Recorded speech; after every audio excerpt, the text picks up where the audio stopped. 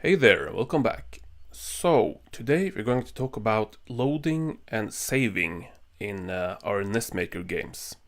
Now we're going to be using a tutorial by this great guy that we have seen before, James Ness, on the NESmaker forum. So James Ness has written a good tutorial here. It's not too hard, so we're going to follow that. But before we do that, we're going to do something else. Actually, James mentions that here in the tutorial. But in order for saving to work in our games, we have to upgrade the emulator, Mesen, or else this is not going to work. So let's just start by doing that. So let's just go to Mesen.ca,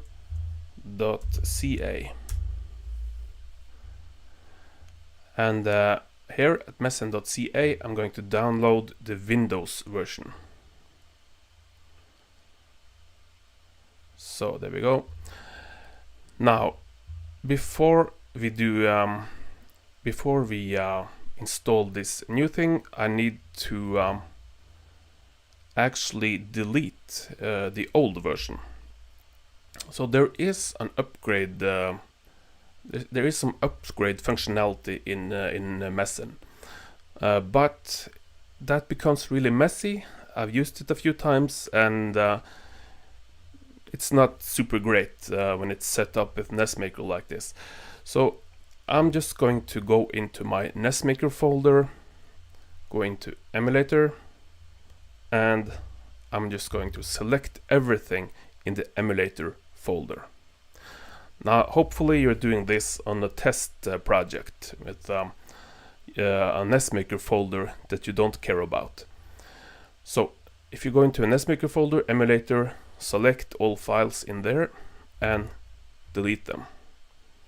So now you should have an empty Emulator folder.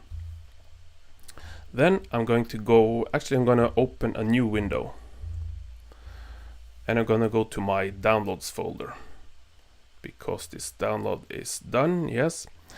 So here is the new Mesen file. It's a zip file, so I'm just going to open it, and I'm going to drag Mesen into my emulator folder like that. And there we go. Close my download window, and now I'm just gonna start Mesen here. Start this new version of Mesen. So it asks if I want to store the data in my user profile or in this application folder.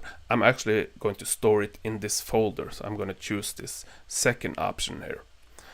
What control do I want? Well, I'm not going to be using a controller. I'm just going to use the arrow keys on the keyboard. I don't want a desktop shortcut, and I don't want to automatically check for updates. So then I'm going to confirm. So here is the new Mesen version. And just to be sure, I'm going to check about, version 2.0.0. So that's the latest version. Right, so I'm just going to quickly see if the inputs up, down, left, right. Yeah, I'm just going to change a few of these buttons here, like that. And I also need to change this. You can of course change this to whatever you want, your own preference. So I'm going to set it a little bit bigger, like that. So there we go. Now we have updated Mesen to the latest version. So now we can use it in NESmaker. Because, as I said, if you don't do that, then this save thing is not going to work. So I'm going to close that. So back to our Flash saving tutorial. So James Ness has added something here at the bottom of his tutorial, and that's this file here. So we need to download this file called FlashSave.zip. And you need to log in to download. So there we go. So now I need to go back to my downloads folder, and here is FlashSave.zip. So there are two files in this zip file, Flash.asm, FlashSave.asm. I'm gonna put both of these two files here in my NESmaker folder, but I'm gonna go to Game Engine Data, Routines, Base 4.5, and Game Subroutines. That's where I'm gonna put these two files. I don't think it matters too much because we are going to tell NESmaker in just a little while, where we place these files. But in order to make it kind of neat, I'm just gonna put them here in subroutines. So drag Flash and FlashSave. Flash and FlashSave. Just drag them into the subroutines folder. So there we go. Now we are done with the download. So now finally we're ready to start. So the first thing that James tells us to do here is to edit LoadAllSubroutines, the LoadAllSubroutines file. But I just remembered, before we do anything, we should probably have a game that we can work on. So luckily I have some assets we can use. So I'm just gonna create a new game real quick. Create a blank tile set. I'm gonna call this game FlashSave. And I'm going to make it Metrovania. Use the Metrovania module. Alright, and I'm just gonna save it real quick here. So Flash Save, like that. Alright, so now first thing I'm going to do here is to copy the graphic assets in here. So I'm gonna go to my graphic assets folder and this new folder, FlashSave, the name of our game. I'm gonna go into FlashSave and I'm gonna select all the files in here and I'm gonna delete them. Now we have done this a few times before, but just gonna do it real quick now. So I'm gonna go into my assets folder, graphics. I'm gonna copy all the graphics into my graphic assets folder, FlashSave. So this graphic folder for my new game. Just copy all the graphic files in there. Then back to NESmaker. So monster palettes, all monster palettes. I'm gonna right click and choose import. Then I'm gonna go to my assets folder and choose all, did I choose, yeah, monster palettes. So all monster palettes. And then this one, that's called just all palettes. Right click all palettes, import, choose all palettes from the assets folder. And then I'm gonna go to game objects. I'm gonna right click game objects, import all game objects. Again, in my assets folder, I'm gonna choose game objects and open. And there is my player. Great. Now I'm gonna go to input editor. I'm gonna right click input editor and import input links. So FlashSave assets folder again, I'm gonna choose inputs this time and open. Then I'm gonna go to overworld up here, right click overworld, import both maps. Yes. And again in the assets folder, choose map and open. So now we should have something here. I'm just gonna place my player character down here. So first of all, I just want to test if this works now. So I'm just gonna export and test. oh, we might get an error message actually, because this is stock NESmaker, and I'm guessing we're gonna get an error message in the jump script. Yep. So that's a little annoying, but it is what it is. So let's just go to our jump script here real quick, and as I'm sure you know, by default you're gonna get an error message because there's this play sound macro in the jump script, and we don't have this sound effect right now. So I'm just gonna comment out play sound and save. Okay, now it should work. And now we are running this game with our new emulator, Mesen 2.0. So there's our game, and let's just double check that we're using the newest version of Mesen. Yep, 2.0.0, perfect. So yeah, everything seems to be working fine. So now we have a very basic game here. You can walk back and forth, and notice these numbers that I've put in here. I'm gonna come back to them in just a little while. But looks like everything is working fine. Great. So now finally we can get back to the tutorial. So let's go back to where we left off here.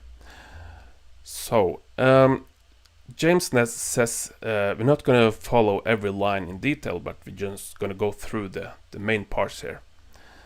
So I'm going to link this if you want to read everything. Link it in the description. So he says, first you want to include Flash.asm and FlashSave.asm in LoadAllSubroutines. Now those two files are the ones that we downloaded, but we need to add them to LoadAllSubroutines. Right, so he has something here that we're just going to copy. Just copy these two include lines down here. So I'm going to copy those. Then I'm going to go back to NESmaker. Go to project settings, script settings. Then we have this thing up here called LoadAllSubroutines. I'm going to select that one and click edit. So I'm actually going to add this at the very top here. So I'm just going to paste those two lines that we copied here at the very top. Just make sure that this one called SCR Flash comes before SCR Flash Save. Right, so I'm gonna save that. And then I'm gonna go back to my script settings here. And now I'm gonna select System up here. Then I'm going to say Add. Click this Add button. Then I'm just gonna say Flash. Then I'm gonna go to my file here and copy where it says SCR_Flash. Just gonna copy that and paste it in where it says define. So what we're doing now, we're just adding this thing that's called script define in NESmaker. So this is sort of an, let's just call it an alias for where the file actually is. So let's just click OK on this one. And let's make another one. Click on System, Add. This time I'm going to write Flash Save.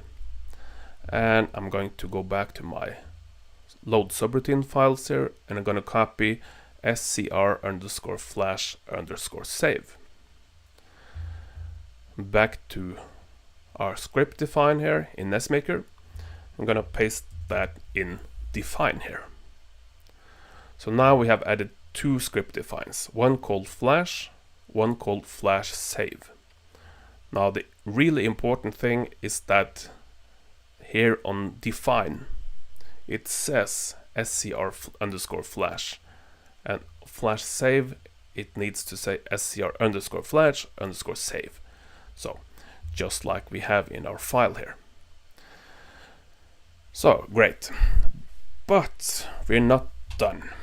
We have just added these aliases, but we need to say where those files actually are. So I'm gonna select Flash over here. Then I'm gonna go to the right and double click base45, game, and subroutines. Then I'm gonna scroll down to my Flash.asm file. So I'm gonna double click this Flash.asm file. Then I'm gonna select FlashSave over here. And then back to the right and double click FlashSave.asm.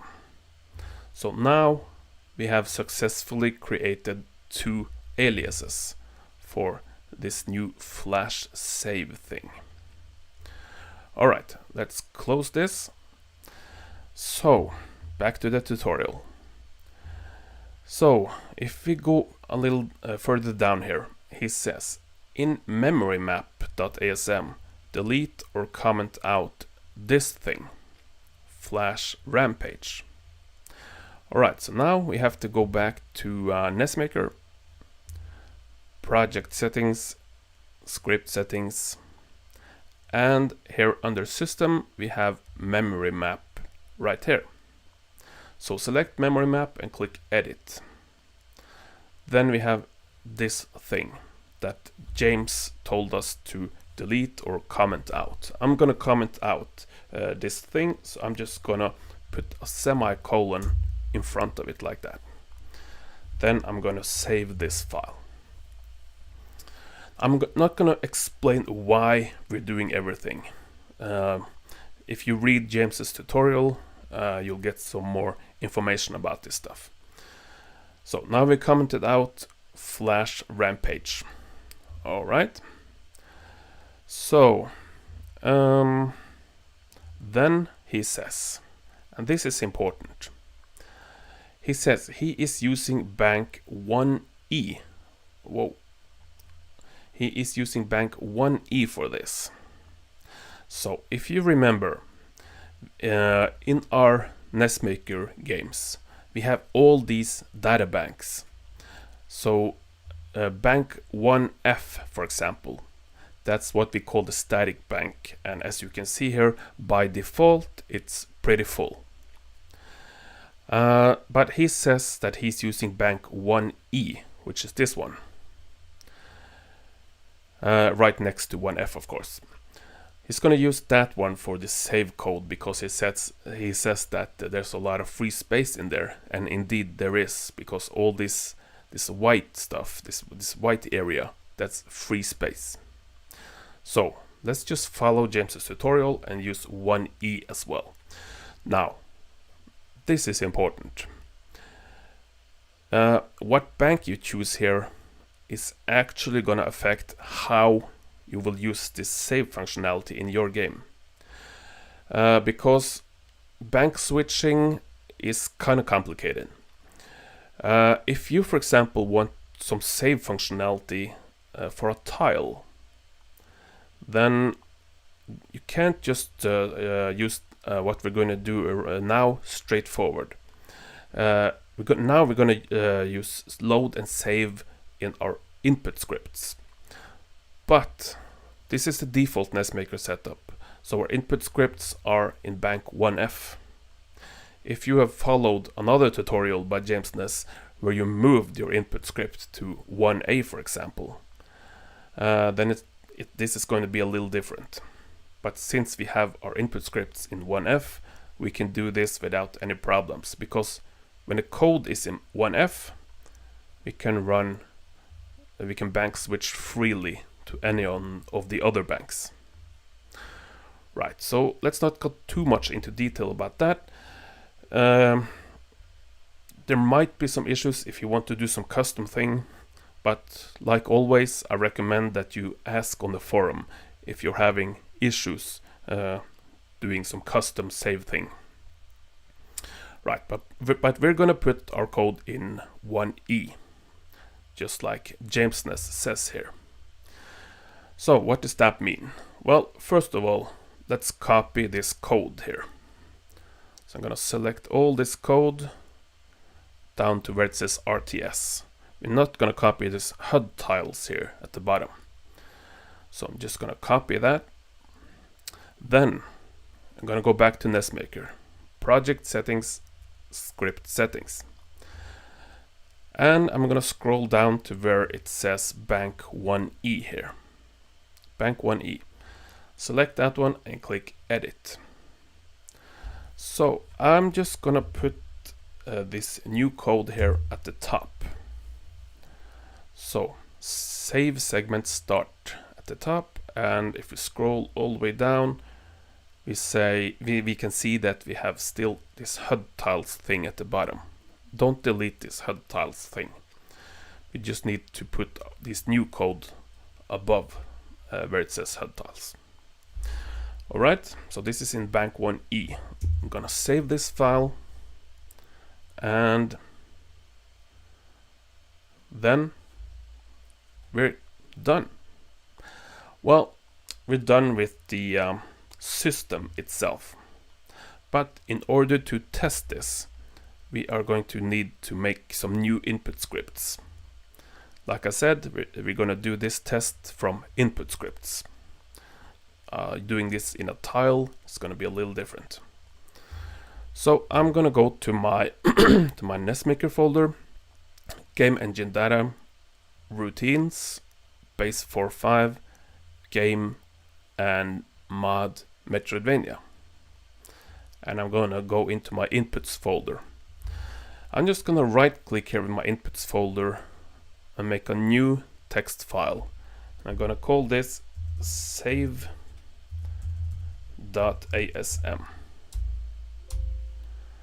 And I'm going to open that file.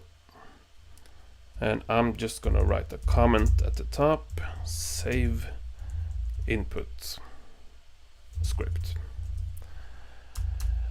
And then I'm going to go back to the tutorial. And he says that this is actually from the tutorial, testing this through input scripts. So he says we can use this to save just these two lines. JSR save subroutine. So I'm going to copy this back to my save file. I'm going to paste it in here. That's my save input script. So I'm going to save the save input script. And back to my NESmaker input folder. I'm going to right click again, new text file, text document. But this time I'm going to call it load.asm.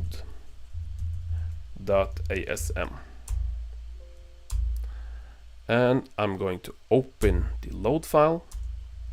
Again, I'm just going to write the comment, load input script, like that. And if we go back to the tutorial, here he has the load input script. So I'm just going to select the code there and copy that. And in my load input script, I'm just going to paste it in like that and save it. So now we have two new input scripts, one to save the game, one to load the game. But of course we need to add them into our game. So I'm going to go back to NESmaker, close project settings. But now I'm going to go to input scripts over here.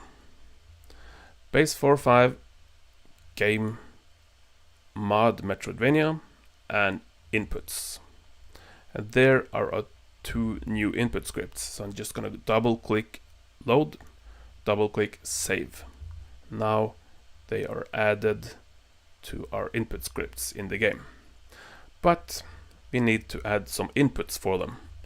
So we need to go to input editor. So in our main game, if I press the, let's say the start button, then I'm going to save my game. At any time in my game, when I press the save button, press the start button, I'm going to save the game. So main game, start button, press save.asm. Gonna run that script. So add script. But if I press the select button, Then I'm going to run the load script. So select load.asm, add script. And that should be it. So let's just test this right now. Now, as you saw earlier, every screen has a number. This is 1, 2, 3, 4, and 5. So I'm gonna, the way this is going to work, or the way that NES has set this up by default, is that it saves what screen you're at. And it also saves all the screen that are triggered or not triggered. So that's actually what it does. But when it loads, it loads you back to wherever you saved your game, whatever screen you saved. So by default, it just saves that thing. If you want to save other things, then you need to add that manually. Right, but let's see if it works. Let's just click export and test. So now I should be able to save whatever screen I'm on. So let's see, now I'm at screen number 1. Let's go over here to let's save here at screen number 3. So I'm gonna press the start button now to save the game. And I don't know if you could see it, but there was a quick flash. And that was when we saved the game. So I'm just gonna continue over here. And I'm gonna go all the way to the end to screen 5. So now, when I'm at screen number 5, I'm gonna press the select button, and that's going to load the game. Hopefully I'll end up at screen number 3. So let's press the select button now. Yep, here we are at screen number 3. So now we have saved what screen we're at. And this of course works even if you close the game.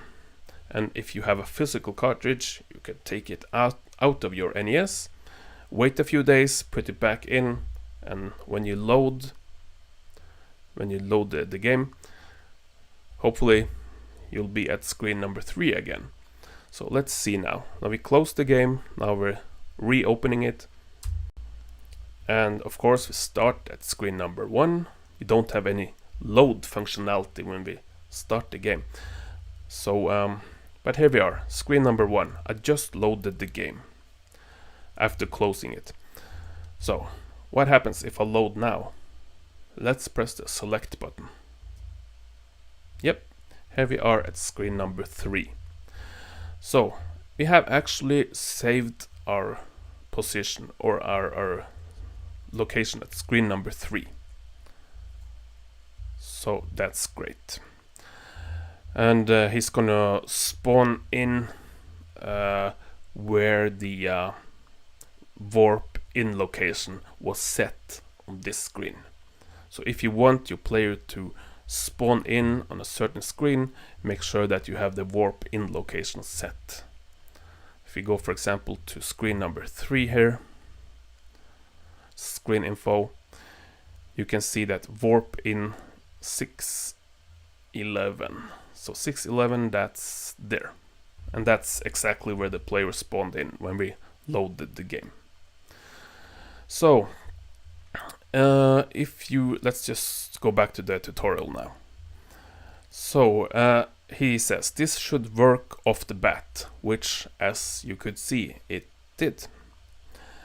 So it's really straightforward.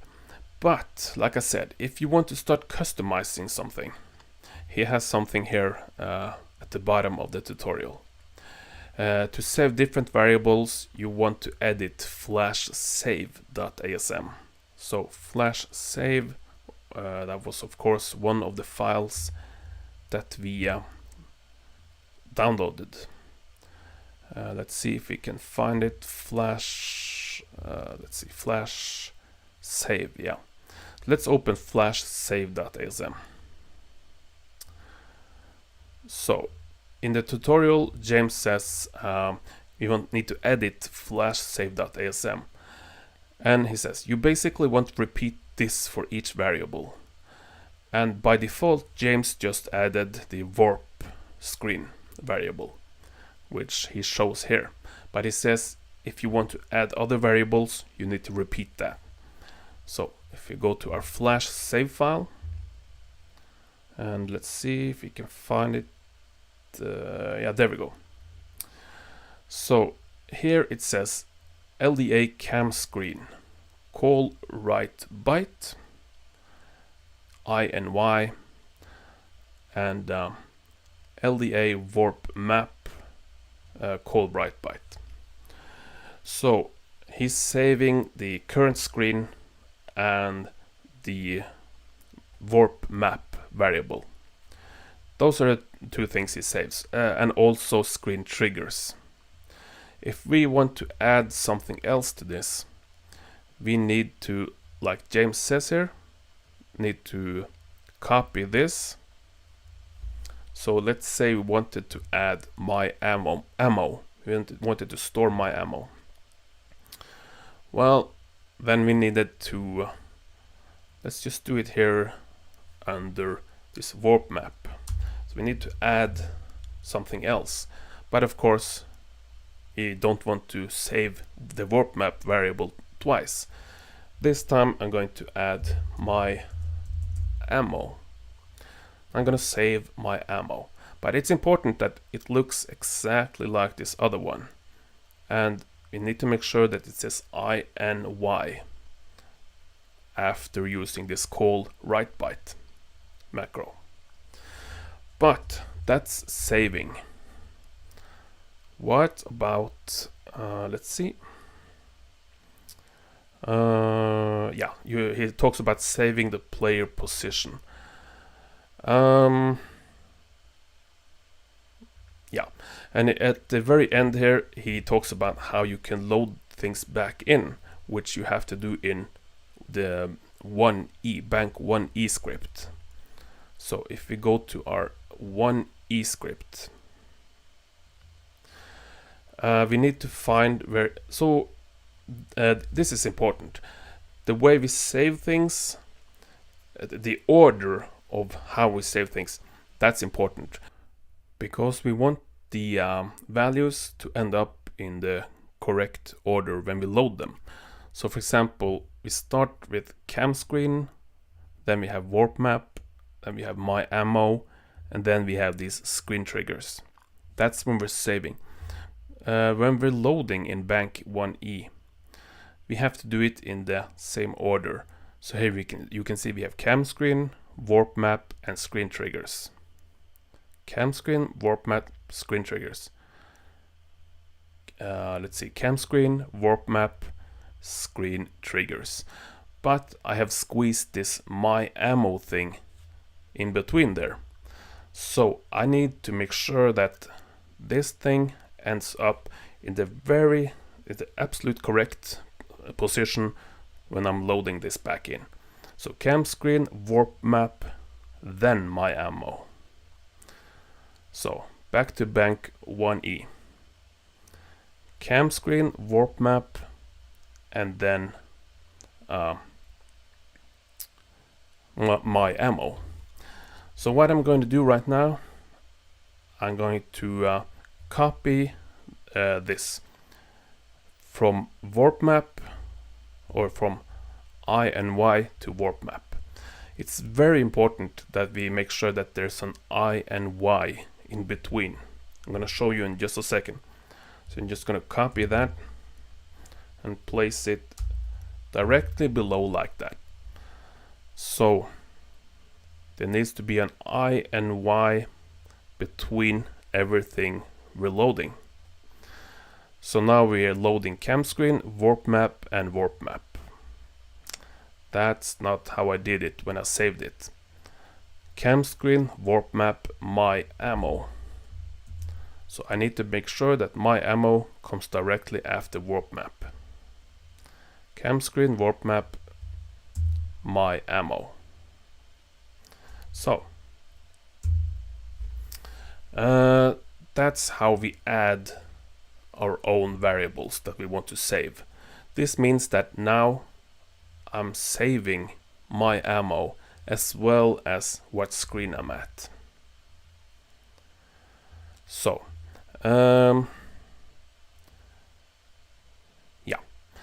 I don't think we included HUD in this game, but that's okay. Yeah, so okay, anyway, doesn't matter. Let's just see if the load thing works again. So I'm just gonna load after we added this new variable, press select to load, and sure enough, it works.